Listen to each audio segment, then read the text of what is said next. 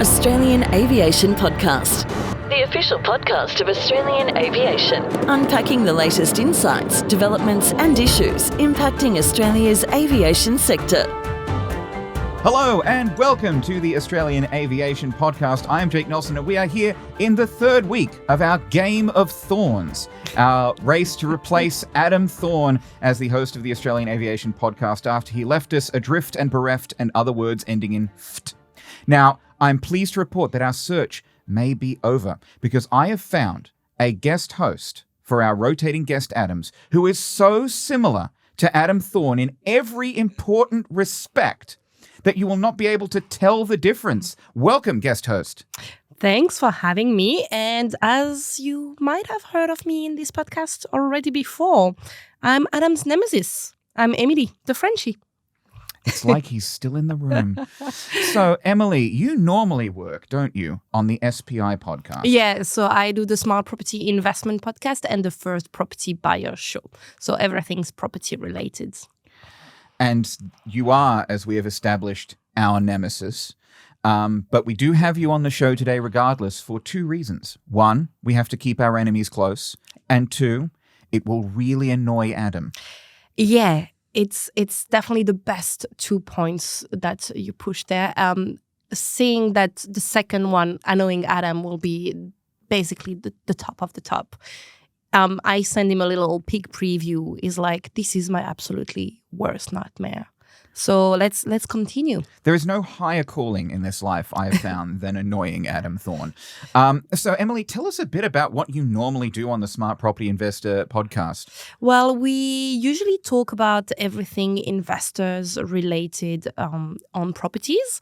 We talk about the market, where are the best places to invest, investment strategies, super funds, a little bit about everything related to property. And on the First Property Buyer Show, we talk about everything related to first property buyer. Especially when you're trying to buy your first property, it's always hard to know where to start. That's where we get to the podcast. We really take it step by step before you buy your first property and move on to SPI to become an investor. Well, that sounds boring. It's not about planes at all. But you were on some planes recently because I believe, Emilie, you were recently in Paris, which I understand is the topic of a recent Netflix series. Yeah, so Emilie in Paris for sure. I was in Paris for 2 days only. But yes, I was on a plane. I went back home to celebrate my best friend's wedding. And I had the chance to fly Emirates for the 24 hours ride from here to France. I love Emirates. It was great. Well, you were on the A380 for at least part of the journey there.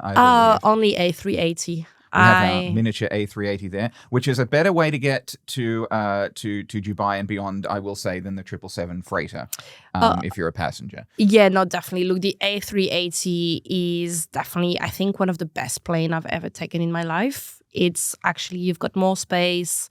The noise, you don't hear as much. It's quite comfortable, even in economy class. And honestly, Emirates crew is super nice to deal with. So, yeah, I'm a Emirates true and true when it comes to flying back home to Europe.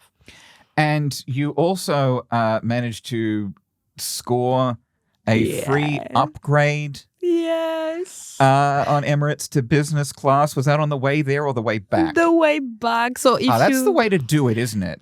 Look, definitely the way to do it because you get, very sad. It's the end of the holidays and you have to go back home, go back to work and everything.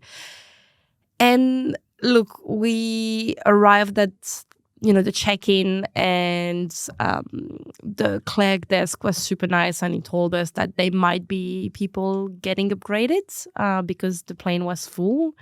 And look, we've been flying Emirates for years now, so I think that was a little reward they gave us. And yeah, look, if you're watching the YouTube, see my smile. If you're not, you can hear my smile. Emirates business class is just amazing. The food is,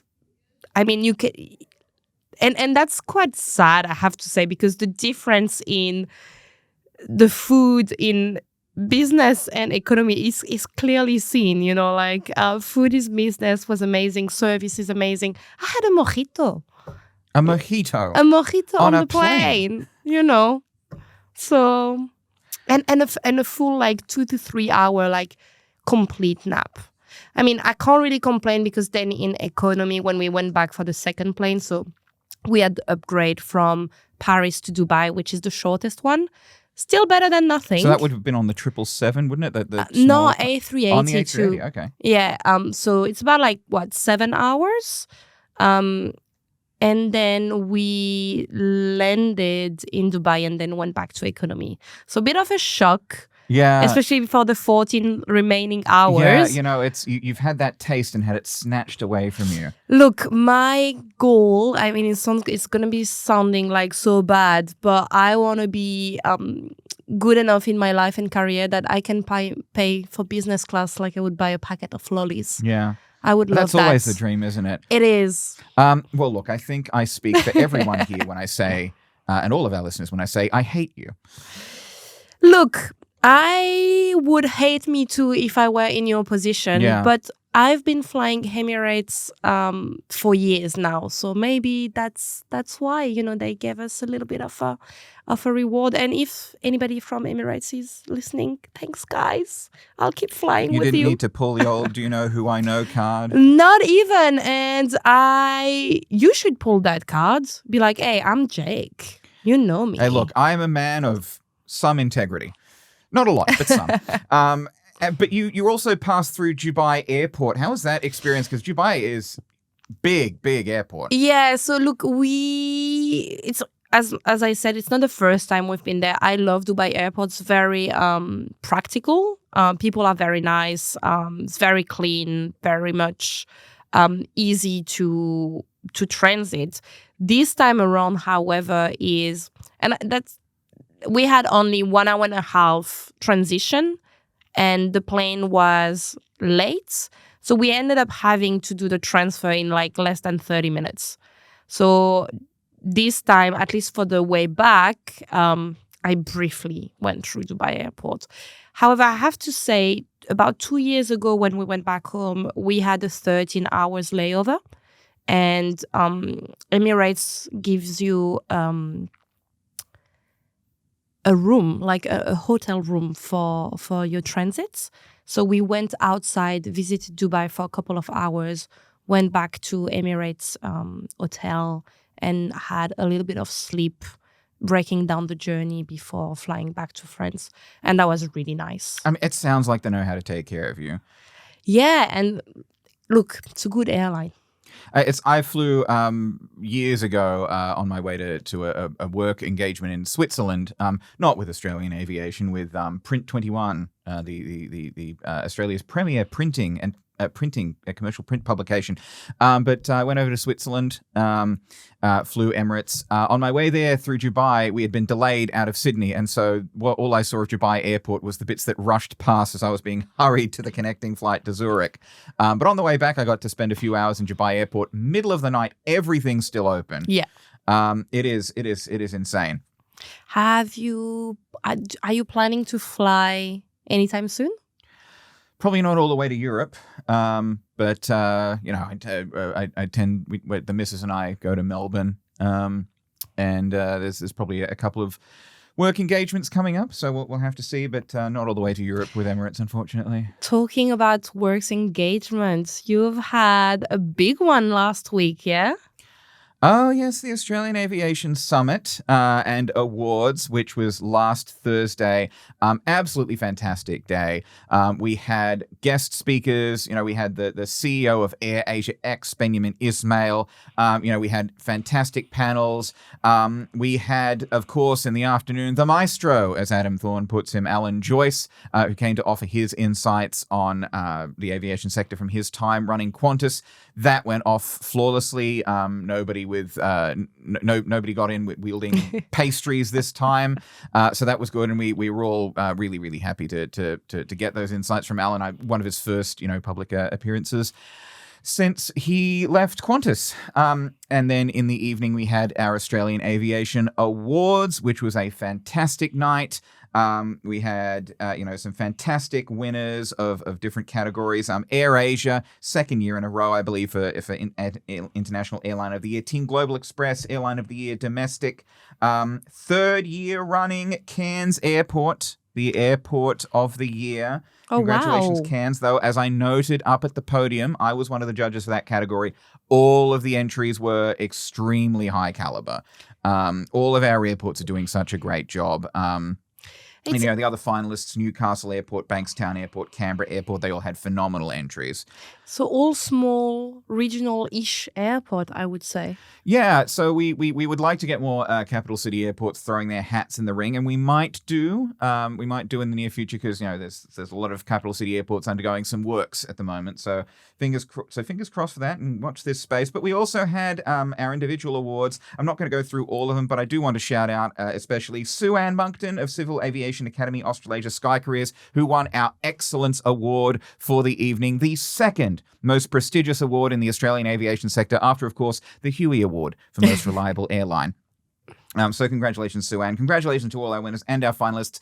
Thank you to the team at Captivate Events who did such a fantastic job putting it together. Thank you to all of our partners and everyone who came along to the summit. A few shout outs from the summit. Annie Daly, lovely to catch up with you there. Rob Walker and Benjamin Ismail, who took the time to record a few podcasts with us. One figure from Australian aviation, from the Australian aviation sector, a veteran I caught up with, who I'm not going to give everything away just yet, but I might be speaking to later this week, who has an update on something of a long-running story on Australian aviation. Ooh, a little bit of a teaser. And something about, and this is a rare event, something that I may have been wrong about. Ooh. Yeah, this rarely happens. That's very interesting. Yeah, so keep an eye out for that. There may be some egg on my face in the very near future. But a couple of other shout-outs. A shout-out to Igor, who is a fan of the podcast. He is a lawyer, I believe. He was at the Lauer Awards, which were held at the same time. Those guys got a balloon drop. Yeah, we didn't get we're aviation. Balloons are part of aviation. We should get a balloon drop. We're going to make them our new nemesis, I think. I think that's because they celebrated their 25th anniversary of the... Well, look, next year is the 5th anniversary of the Australian Aviation Awards. We should have a balloon drop. So get a balloon I'd suggest drop. a plane drop, but they would be pointy and painful. Yeah, I think that would be pointy and painful. So shout out to Igor, who I believe is a corporate lawyer for the Seventh-day Adventist Church. Big fan of the podcast. Hello, acknowledging you here. We've had some commentary as well on some previous episodes of the podcast. So on YouTube, I don't know if you'd heard this story, Emilie, but there was a bloke on American Airlines who got caught vaping in the toilets. I actually saw the reels that you guys did with Daniel. Yeah. So that's quite crazy. Yeah. And look, I'm surprised it doesn't happen more often because people are vape to their glue and they're starting to do it like mechanically. And yeah, and they just do it mechanically. And I'm surprised it hasn't happened more often just by forgetting you're not allowed to anymore. Yeah. Well, look, I approve of vaping more than I approve of smoking. I know who am I to approve or disapprove of anything? But I do have a partner who has asthma, and her asthma flares up whenever she gets a whiff of cigarette smoke. Does not happen when people vape, and vaping, I think, bit cleaner than smoking. So I'm all for more vaping if it stops people smoking, but don't vape in the toilet on a plane and then get shirty with the flight attendants when they come in and make sure the plane's not on fire. Look, on YouTube at Glader says Fafo. F around and find out. Nicely succinct. At the Pink Pony says where to start. And this is a few topics that we touched on last time. Firstly, cars should only come in 3 colors. Toilet doors on planes are designed to be open from outside for health and safety reasons. Autism is not a cover-all for bad behavior. And lastly, the nicotine sprays are a game changer. Just don't spray it in your eye, as I learned from a mishap once. Good advice at the Pink Pony. We've also had some comments about this on Instagram. We've had Captain Shah Bell says the passenger has no legal standing. When the passenger purchased the ticket, they entered a binding agreement pending the said passenger read the terms and conditions of travel, that they're to abide by all safety regulations. This would include smoking on board, cigarette or not, which is not permitted. In most cases, failure to comply would null and void the ticket and be subjected to further civil or criminal penalties. Would be surprised if the civil court would take this beyond the initial hearing. It'll most likely get thrown out because, he has said that he's taking this to And I think he's right. lawyers. Yeah. He said that he knows a lawyer and is a lawyer, which I guess is not mutually exclusive.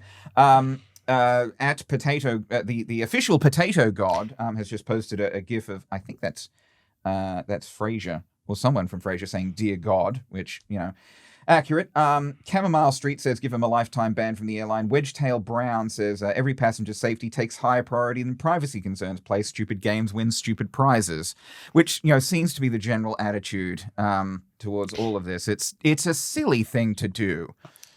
Look, it is really silly. I'm surprised it doesn't happen more often due to the vape issues at the moment. But you can't complain. You got caught, just pay now, Own up to it. You tried, you lost. Also, I have to say, the username of your listeners is amazing. Yeah, isn't it? Like all of them. You've got a good. I bet you don't get listeners like yours on the Smart Property I'm Investor jealous podcast. actually. Yeah, can you please come and listen to my show also, please, guys? Just production. Just delete that last part. Now we've had also a comment on an earlier episode at Exophos talking about Skytrans, which has recently rebranded to SmartLinks Australia and is painting all of its planes white to sort of unify the branding because it also does wet leasing services, which is when the whole plane and the crew are hired out to another airline to fly for them. And so you don't want planes with, someone else's branding on them is the story. But Exophos says, and this is a bit of a long one, finally someone on the internet discussing my current soapbox. Avia has torpedoed any goodwill in the far north Queensland remote community Skytrans used to fly to. Earlier this year, it pulled its sometimes 3 times daily Cessna services to the 14 islands around the Torres Strait with 1 week's notice. And now this whitewashing erases the last of a reputable brand that at its peak was endorsed by Jonathan Thurston. They say totally understand that Avia SmartLinks can have all the ambitions and business plans they like. They're free to pursue them in the free market. That the changes made for useless uncertainty in small, often disadvantaged communities, which a single-engine turboprop twice a day is the only link to the wider Australian community. This is evidenced in the Torres Strait when CASA pulled RPT access to Malbiag and Darnley Islands airstrips in 23, forcing locals into tinnies and boats to travel. Coincidentally, a speech pathologist was lost at sea trying to travel to Mobiag Island. They say the market share filled by the Cessna 208 operations was replaced by Hinterland, but with no one near as much capacity or frequency. Many locals in the Torres Strait are now finding it difficult to fly in and out of their home islands to Thursday Island, leading to extended waits for treatment at the hospital. They can't get a flight booked for 5 days, extended wait and accommodation, waiting for a flight home, and now the fact that Hinterland is up for sale too just puts more uncertainty back into the region. Is their only link out to Thursday Island or Cairns going to be bought out by yet another multinational and turned into an ACMI service again? It's that is something that gets lost a bit in these discussions, I think, about.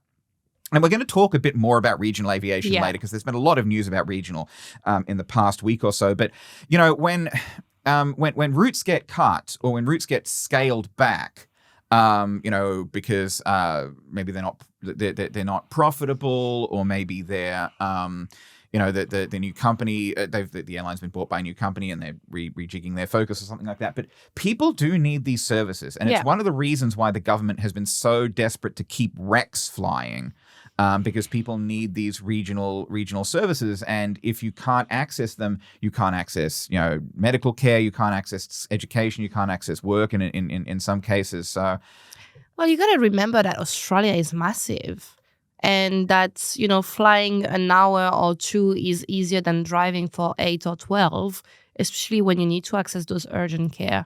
I had a friend, she was a pilot for Rex. She started a career there. It's pretty practical. You need that airline to go around and fly those little towns.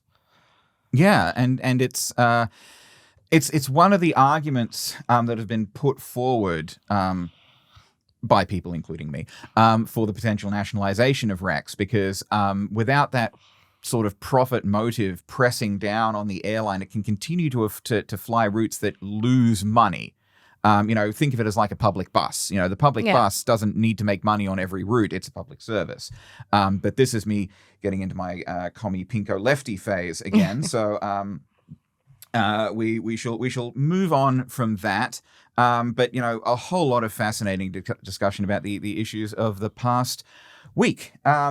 We will go for a quick break, and when we come back, we will finally start talking about the actual news of the week. Back in a second. All right, welcome back. You're listening to the Australian Aviation Podcast. We're here with our rotating guest, Emilie Lauer of SPI and First Property Buyer. I was close. Very close. So we should probably address, first of all, the big news story of the week, the elephant in the room, which is Qantas. Qantas has finally found out its fate with regard to the illegal outsourcing of those 1,800 or so workers during the pandemic. Now, they had appealed this all the way to the High Court unsuccessfully, and so the federal court's ruling has stood. They are being fined. The fine was handed down on Monday morning by Justice Michael Lee. Qantas will be fined $90 million, which I think is one of, if not the highest, penalty for this sort of thing in Australian corporate history. Now, $50 million of this will go to the Transport Workers Union, who was basically paying the lawyers and pressing this case against Qantas because the government was not really involved. And there will be a further hearing to figure out how the remaining $40 million should be distributed. This is also in addition to the $120 million in compensation that was awarded last year to the ground workers themselves.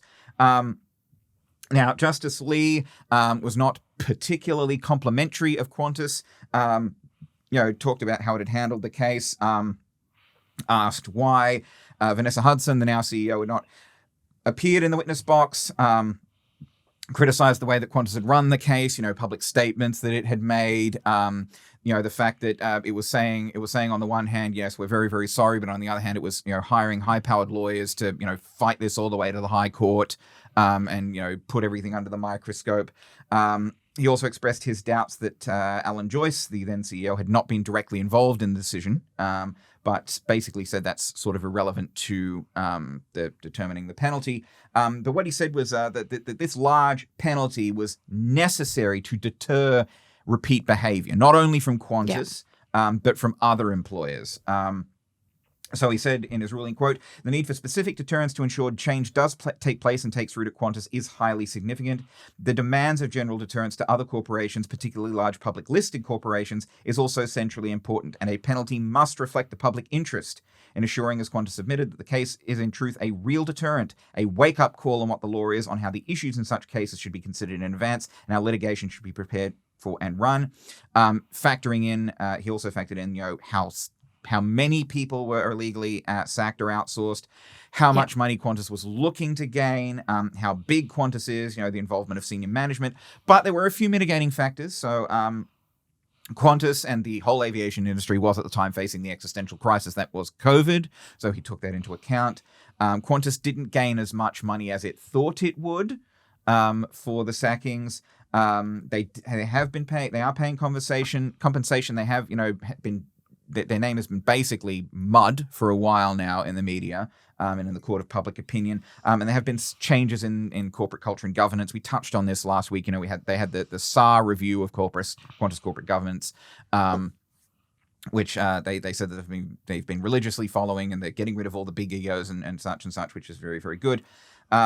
So the payment of a large part of the penalty is also going to be paid to the TWU, because the TWU was the people, basically pressing and bankrolling the case against Qantas.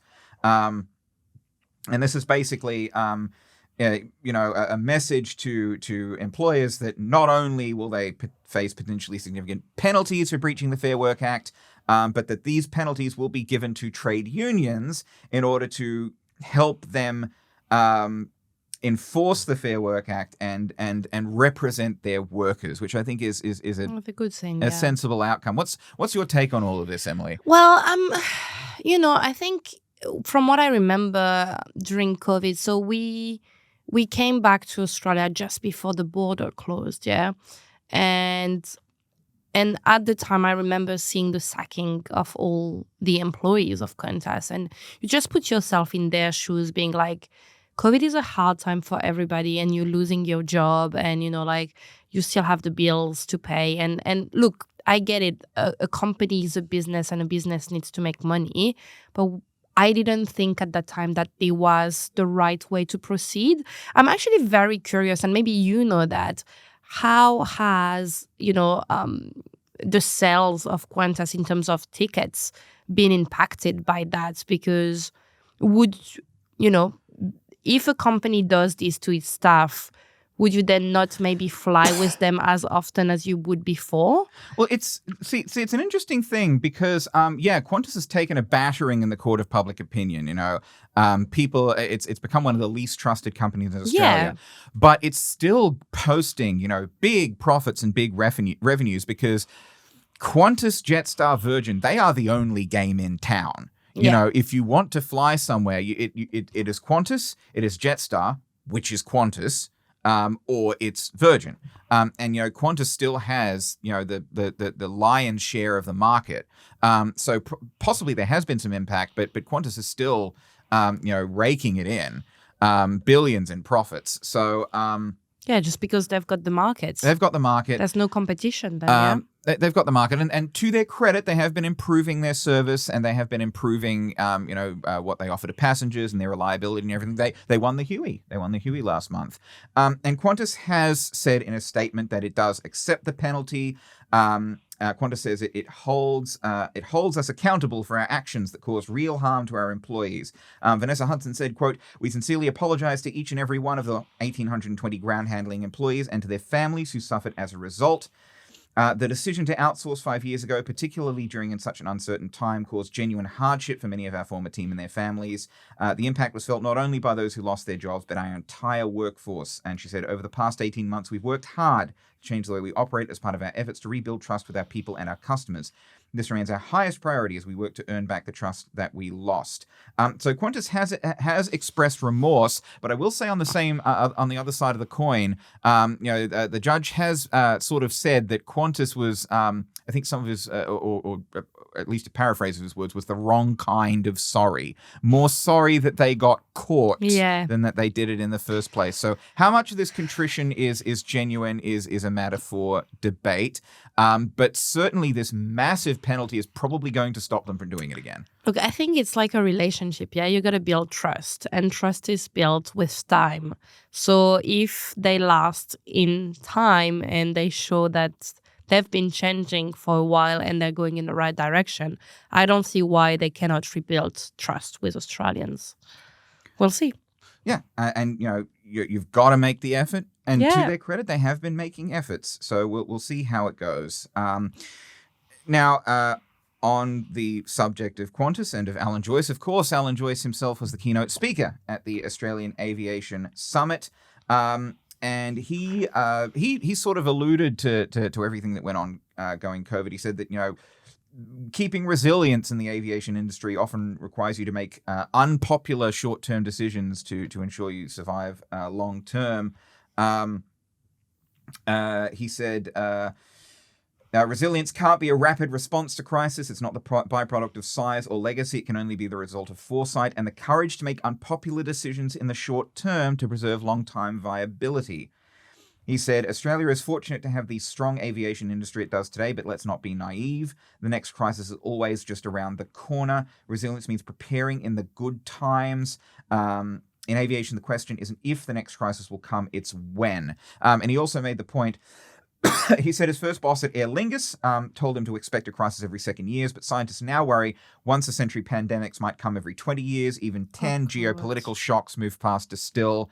You've got the tariffs, you've got the crisis in the Middle East, you've got the crisis in Russia and Ukraine, which is still closing Russian and Ukrainian airspace. You've seen planes having to scatter and divert all over the place when airspace closes and reopens. It's been a real headache.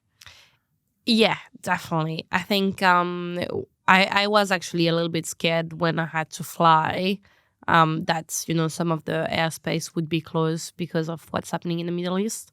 Luckily not. I'm kind of like wondering how, if people are expecting another pandemic, like, will everything close again? Will airline be forced to stay, on the ground again, or will we manage it a little bit differently? Not easy to prepare when you don't know what's coming next. Yeah, it's a really good question. The next, I've seen some comments from like epidemiologists that COVID-19 was kind of like baby's first pandemic, right? Like it was at least relatively simple to get vaccines for. It's not like super Ebola or anything. It was a respiratory illness that was pretty nasty. But there are nastier viruses out there, and what happens if there's a an outbreak of extremely infectious Ebola or Marburg or any of the really, really horrible diseases that are out there.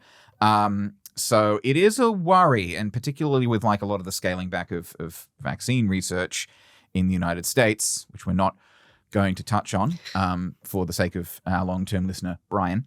Hey, Brian. Hello, Brian, if you're still listening. It's a worry, and so hopefully it doesn't happen. But if it does, it's a we'll have to see sort of situation. Yeah, I think it's very tricky when it comes to it. Look, the closing of borders, especially as a foreigner, that was really hard for us. We just couldn't go back home to see friends and family, and we had some loss that we couldn't say goodbye. So yeah, look, hopefully they don't close it as much again. Yeah, fingers crossed. Hopefully, I guess one of the upsides would be, if it is a big scary Ebola disease, maybe people will take it more seriously. I don't know. Maybe it's the zombie plague. Oh well, then be ready to fight. Yeah. Well, moving on from the topic of zombies, which is something that I think the first time that we've said that sentence on the Australian Aviation Podcast. First time for everything, yeah? Yeah, we say a lot of sentences for the first time on this podcast. But there's sort of a zombie problem in regional aviation, specifically zombie planes. We've had a report from Air Services Australia, who, if you don't know, Emilie, is the company that the government-owned company that manages air traffic. Okay. Across Australia, so air traffic control, aviation rescue, firefighting, all of that. And they put out a monthly report on the aviation network in Australia. And according to the report, regional aircraft in Australia, operated by airlines like Rex or Qantas Link or SmartLynx, Hinterland, all of these companies, are on average 4 to 9 years older than those that are operating capital city services. On capital city routes, aircraft average 15 years old, 19 years on capital to non-capital routes, and on non-capital routes, so non-capital to non-capital, 24 years is the average age of the aircraft. I haven't been on any of these older aircraft, at least not recently, but I have heard that on some of them it's a good cure for kidney stones. Very, very old. The regional market is relying very heavily on aging aircraft, says Air Services, while busy domestic routes are getting newer and more efficient aircraft. And this all comes as Rex is still waiting for a new buyer. And, Catherine King, the Transport Minister, has basically acknowledged the fleet is the main barrier because Rex, for your information, Emilie, if you didn't know, I presume you don't keep up on Rex's fleet over in Smart Property Investor. Rex operates a fleet of Saab 340Bs that are on average about 30 years old, and you cannot get parts for them anymore, and they don't make a lot of parts for them anymore. And I think I was talking to Rob Walker from the Regional Aviation Association at the summit, and I think he was saying that the engines or parts from the engines the same that they use in Black Hawk helicopters from the U.S. military. And so when the U.S. military's Black Hawk helicopters obviously get a higher priority for engine parts than do dinky little regional airlines in Australia. And so it's got this aging fleet of aircraft. It is expensive and hard to replace. It's hard to get parts. There was, Minister King said, not a lot of long-term planning in terms of fleet renewal because, a whole lot of Rex's efforts over the few years before it went into administration were on standing up these jet services. So very costly to get that fleet renewal in. And, Rob Walker from the RAAA said that aging fleet is one of the front-of-mind problems. There are no new regional aviation aircraft on the drawing boards anywhere in the world. people are looking at putting new engines or re-engineering planes they already have. Getting wide-body aircraft, big international aircraft is nearly impossible. It's not dissimilar to regional aviation. If he said, and this is a direct quote, if you want a Q400 or a similar type of aircraft, there just aren't any out there. So the planes are not getting any younger, and they're really, really hard to replace. Have you flown regionally in Australia? Not recently, but I've had in the past, but still kind of the usual routes. Sydney, Melbourne, or Sydney, So Cairns. You didn't go out to the country or anything? I went to Alice Springs a couple of years ago, nearly 10 years ago now. But you know what? It makes me raise a couple of questions that you might have an answer for me. First of all, when is it becoming dangerous for us to fly in an older aircraft? When are you supposed to change? Yeah, Look, the older an aircraft gets, the more likely it is to have problems. Yeah. The more expensive the maintenance gets and everything. The engines are often newer because the engines are swapped out, but still the engines aren't getting any younger. It's the safety concern is not non-existent, but aviation in general is still really, really safe. Yeah. But you've got some of the bigger players like Qantas Link is renewing its fleet. It's getting the A220s in. Virgin's got its first E190 E2 jet coming in next month. Qantas is getting new turboprops. So the Q400s they're not new, but they're sort of secondhand, midlife, newer than the ones that they were using. But it's tough. You've got ATR, I think, is still making new aircraft over in France. So next time you're over in France, maybe you could visit ATR for us. I could, yeah, definitely.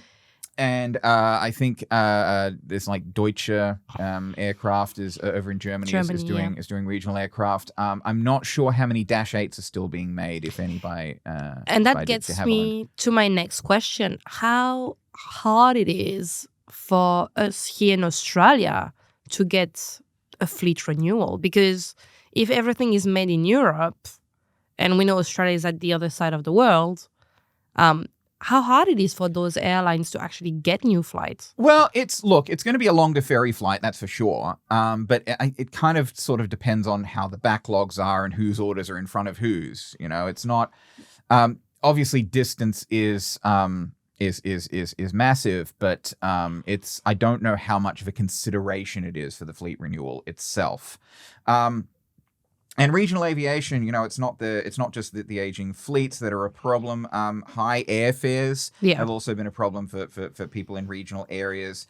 The Productivity Commission is looking into affordability in regional aviation, and this is coming off of last year's white paper. And this is according to the Transport Minister Catherine King, who was speaking to radio in Coffs Harbour, because tickets in Coffs Harbour can be ridiculously expensive, and people are rather than flying from Coffs Harbour directly, they will go several hours north to Ballina to fly out of there where it's cheaper, or they will go to some other airport where it's cheaper to fly because hundreds and hundreds of dollars more just to fly out of Coffs Harbour. And so it's according to the minister, these big price differentials are sort of about volume, about how the airlines recoup their costs. So, volume and demand, if there's not a lot of demand for an airport, for a service out of an airport, or they might not fly it as often, so that the tickets will be more expensive, for example. and there's considerations about costs from the airports themselves, security costs, landing fees, all of that. A lot of these airports are owned by the local councils, and sometimes these councils are struggling with the cost of security. So it's a big problem. And people in regional areas are really sort of suffering from high airfares. Where's the most expensive place that you've flown in Australia? Was it Alice Springs or? Yeah, maybe. I flew Alice Springs. I flew Perth, Cairns. No, you know what? I know. My most expensive tickets in Australia but that's my fault. So silly. I thought my plane was on the Saturday. Mm-hmm. And my plane was on a Friday. And I arrived at the airport on the Saturday in Brisbane, from Brisbane to Sydney, just to realize that the flight was the day before. And I had to take a last-minute ticket that costed me like over $400. Yeah, still painful. Not quite the same issue, but... No, but that was the most expensive airfare I had in Australia, I think. But I think, in terms of regional areas, like, I haven't flown in regional airports, but like the capital cities of the regional parts, if you will. Like, Cairns is still quite a big airport. Yeah. Alice Springs is still quite the main airport over there. Perth is the main airport in WA. So not the small-ish one. Otherwise, I did like some of the, like leisure flights in regional area, like over the Great Barrier Reef, or over Lake Elie in Perth, the Pink Lake.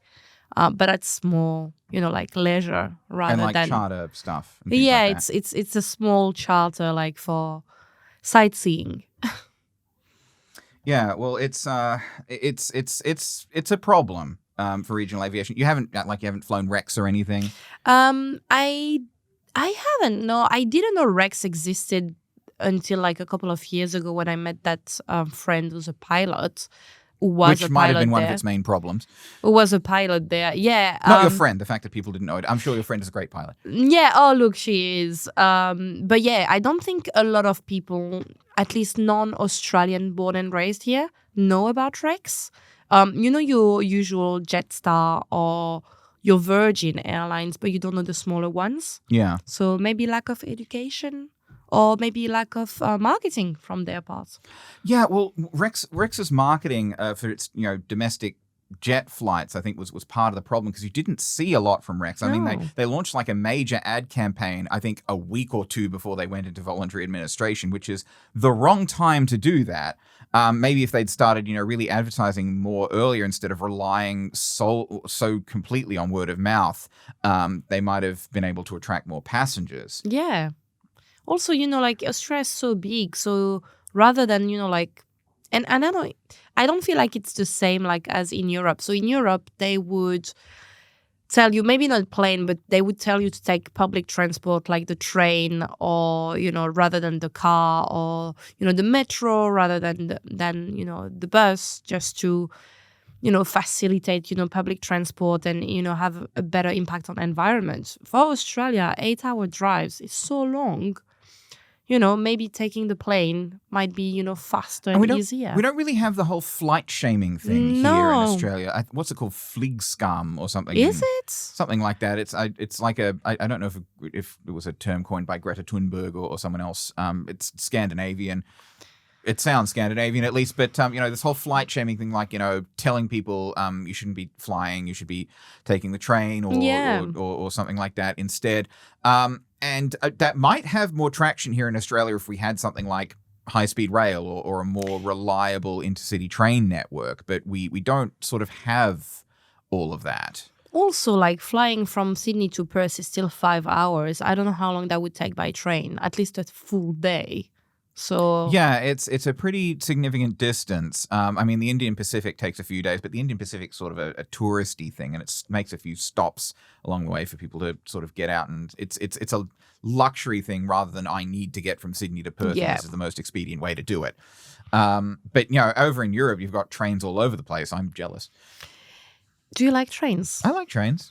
I know it's heresy on this show, but I do like trains. Why not? I had a great 5 hours, SNCF train ride. And then the next day I had a 2-hour delay, which I hated. So, yeah, I'd rather take the plane sometime. Well, it's a great endorsement for planes from Emilie Lauer of the SPI podcast. We're going to take one more quick break, but when we come back, we've got a couple more stories. All right, welcome back. This is the Australian Aviation Podcast. We're here with our rotating guest, Adam, Emilie Lauer of SPI and the first property buyer. Sure, yes, you got it. See, I am capable of learning things. Now, we were talking before the break about regional aviation, and one of the problems in regional aviation is a lack of competition, because sometimes Rex is the only game in town, sometimes Qantas Link, sometimes it's Qantas Link or Rex, sometimes it's one of the smaller players like Hinterland. They're going to have a bit more competition up in regional Queensland because... Alan Milne, the former boss of Skytrans, we were talking about them earlier. They've rebranded to SmartLinks Australia, and they were the ones who apparently have cut these routes. But he has purchased a charter airline called East Air, a pre-existing airline, and he is looking to move it into regular passenger transport, so scheduled flights. They're starting out with Cairns to Hamilton Island, but he's looking to expand it into, he said, into a dominant player in the regional aviation market in Queensland. So investing in a few Dash 8s, maybe some of the ones that Qantas has offloaded, and pushing out into more routes that could kind of maybe put him head to head with the former Skytrans, now SmartLinks. Have you been to the Great Barrier Reef, Whitsundays, Hamilton Island, anything like that? Yeah, Great Barrier Reef and Whitsundays, but same a couple of years ago when I first arrived in Australia. It's about 10 years ago now, so it's been a while. But I really want to go back. So it's good to know, especially Hamilton Island. I really wanted to go and see the island, but flights are always super, super expensive to go there. So maybe if a new player comes into play, gives us more opportunity to go. Yeah, it's interesting. Like, these guys have been a strictly charter operator for about 15 years, based in Cairns. There used to be a route that connected Cairns to Hamilton Island with Qantas Link, but that sort of went belly up post-COVID, and it hasn't come back now. There's other services to Hamilton Island, but not from Cairns. So East Air is bringing in this service to Hamilton Island. They've got a couple of Beechcraft 1900s, which are like smaller turboprops. They're looking to pick up some Dash 8s to put on bigger planes, more flights. And this, I think, is possibly a sensible strategy, considering the difficulties that other airlines have had in, ramping up fast and loud. He's basically said they're not going to, try and grow as quickly as possible. They would sort of take opportunities as they come. So he said, and this is a quote from him, we spoke to him earlier today, it's going to be gentle. We don't want to go too hard, too fast. We want to just make sure we make the right decisions around route pairings and whatever contracts we can go after as well. It will be continued controlled growth, he says, is the best way to put it. Which I think it's smart. I mean, in the property market, Emilie, what's the general vibe on how you should expand your property portfolio? That's a tough one, because it depends on how much capital you've got and, where what type of goal you have to build that portfolio. But I would say you always start with your first property, get settled for a couple of years, and then you move on to your second, third, and then after, if you want to grow further than that. But we've been speaking to people who have 50, 60 properties. We've been speaking to people who have like 4 or 5. We've been speaking with people who have 2 or 3 properties. It really depends on your goal and how much capital you've got, how much equity. I would say, settle for a couple of years and then look at where the next opportunity is. Because, look, you want to grow that portfolio, but you don't want to be too in debt. So you want to be smart with your money, which I think that's what, what's his name again? Alan Milne. Alan Milne is doing. It's good to grow, but you need to grow to an appropriate rate without, going too much, in the... How do you say here? In the reds? Yes. In the reds. Here we go. Yeah, well, there you go, Alan. Some valuable advice. Emilie from the Smart Property Investor podcast approves of your strategy. Yes. We'll have to see how it works, but it's good to have more players in the Australian aviation market because we always need more competition. More competition brings fares down, and if people have more options, then there will be a better chance for them to be able to get where they're going without having to do endless layovers and things like that.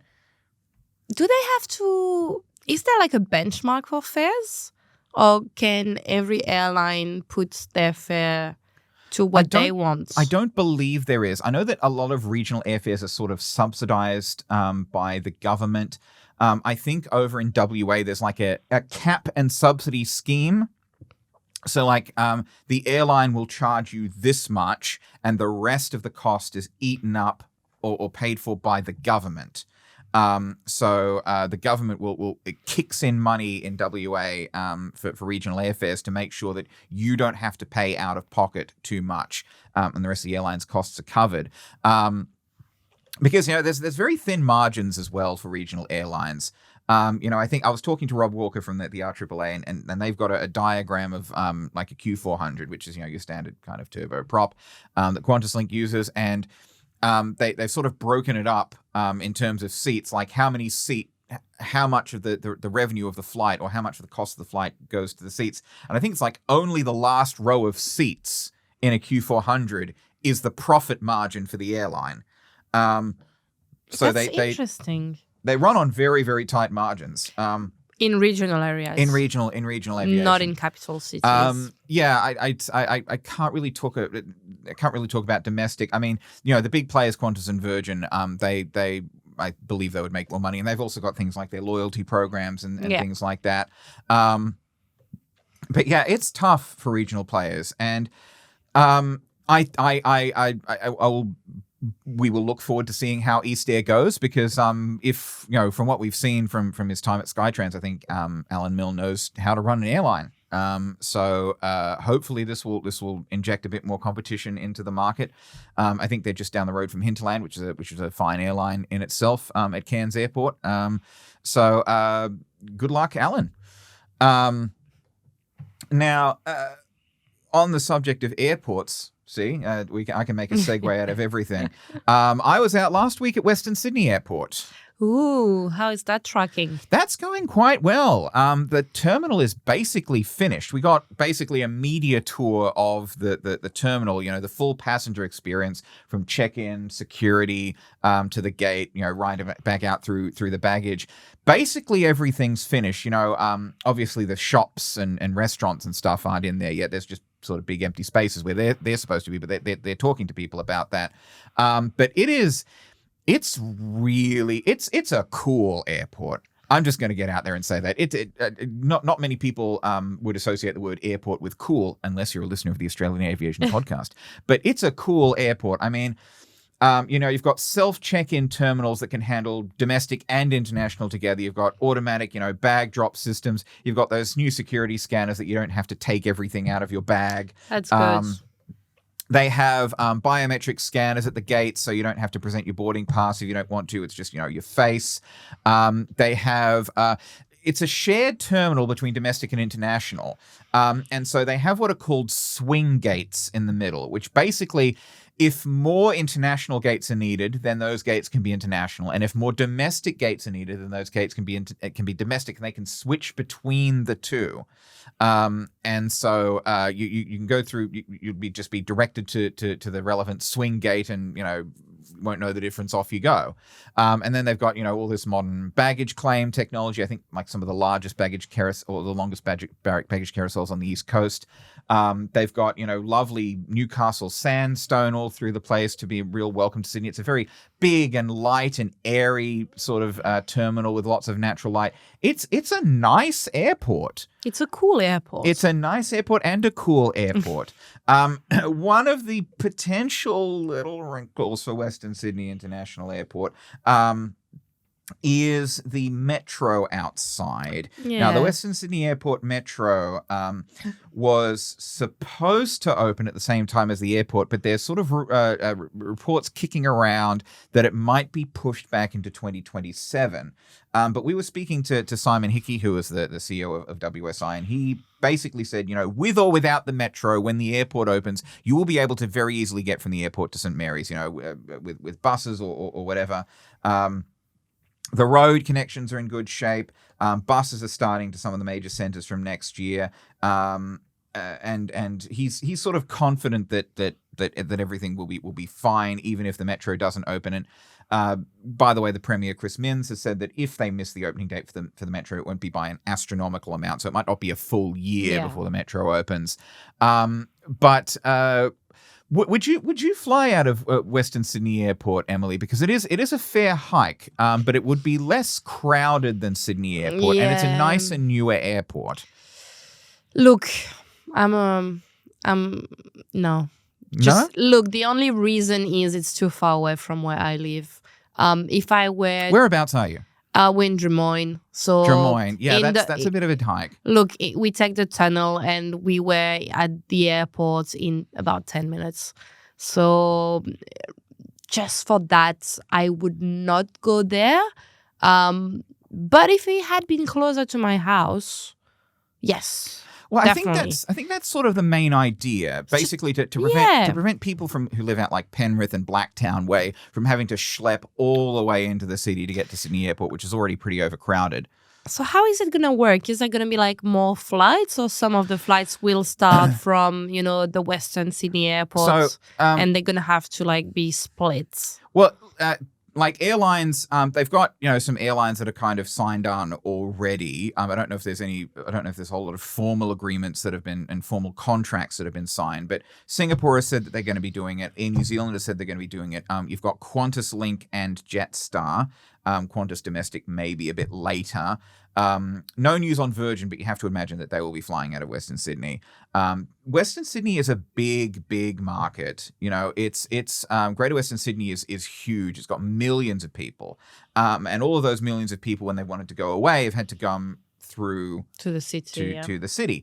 And so the idea is that they will take a whole bunch of that catchment area and that will go through Western Sydney Airport instead. And the other thing is that Western Sydney Airport will be 24/7 because Sydney Airport, of course, has the curfew. You cannot fly into Sydney Airport after a certain hour.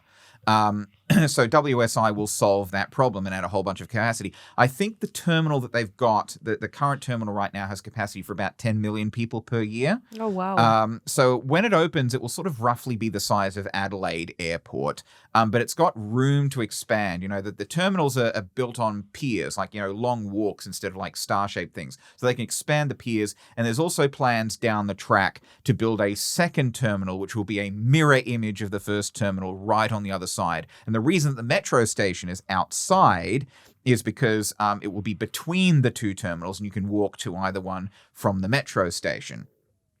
So that's the idea of Western Sydney Airport. Hopefully, once the metro is up and running and years down the track, there will be more connections from the airport into the main Sydney system. Maybe get a connection through to the M1 metro. Have you ridden our fine Sydney metro, Emilie? Yes, I love it. It's a good one. I think it was really needed. I wish it would deserve, like, there would be more of it, to be honest. Like, look, a little bit like, like Tokyo Metro or like Paris Metro, like a little bit everywhere. Here we go with the Paris Metro. Of course, French person talking about the Paris Metro. Yeah, but you know what? Paris Metro is good, but there's a lot of stairs, which is not good because if you are, suffering from disability, or if you are broke your leg or something, you get stuck. Or even, if with the prom and everything. So, in terms of links, it's good. In terms of how it's, shaped, could do better. But you Europeans, you know how to build a metro. You know what? Tokyo Metro is actually the best one I've experienced. So kudos to the Japanese. Well, there you go. An endorsement for the Tokyo Metro from Emilie Lauer of the Smart Property Investor Podcast. But Western Sydney Airport, it's coming along nicely, and hopefully it will have those transport links that people need, and hopefully it will be able to entice you over there. Maybe if the fares are slightly cheaper. Yeah, look, maybe.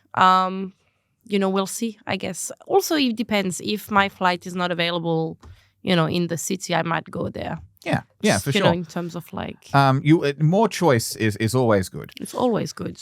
Now, one last story that we have time for is a bit of a lucky escape over the weekend. Because I was talking to you about this earlier in the office, Emilie. Yeah. You used to live out at Mona Vale. I used to when I went to school in Mona Vale for a year when I was a kid. Yeah, I went to Mona Vale Public School. Really? Yeah. I know what that is. Oh, yeah. Well, I also know where it is. It's in Mona Vale. And Mrs. Patterson was my teacher. Hello, Mrs. Patterson, if you're listening, but through some fluke. But a couple of men in their 50s walked away from a light plane crash on Mona Vale Golf Course. How crazy is that? That's pretty crazy. This Piper Cherokee, and I've seen the video, it sort of comes down over the golf course and bang, hits the ground. You see a guy, by the way, running down the hill towards it to offer help and falling over, which is funny. I hope he's okay. But both these men in their 50s safely got out of the plane with minor injuries. Which, it's a good outcome. It Could is have a good been outcome. way worse. Yeah, it's and especially it was, I think, an older plane. I don't know what I think the ATSB is looking into it. I think the plane had engine trouble. It was like a 1967 Piper Cherokee or something. But this plane, just comes down smack onto the golf course, heavily damaged, probably a write-off. But these guys, walk away counting their lucky stars. So, guys, if you're out there and you're listening to the podcast, we'd love to hear what happened from you. Yeah, what a scare. Crazy story. Crazy.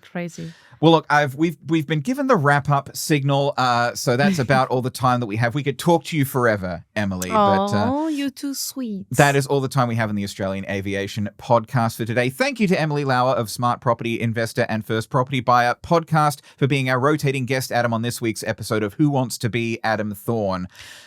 Thank you so much for having me. And I know this is going to annoy Adam, so cheers to that. No higher calling. You've even got the tea. That is all the time we have for the Australian Aviation Podcast. I'm Jake Nelson. We will see you next week. But for now, from me and Emilie, goodbye. Bye.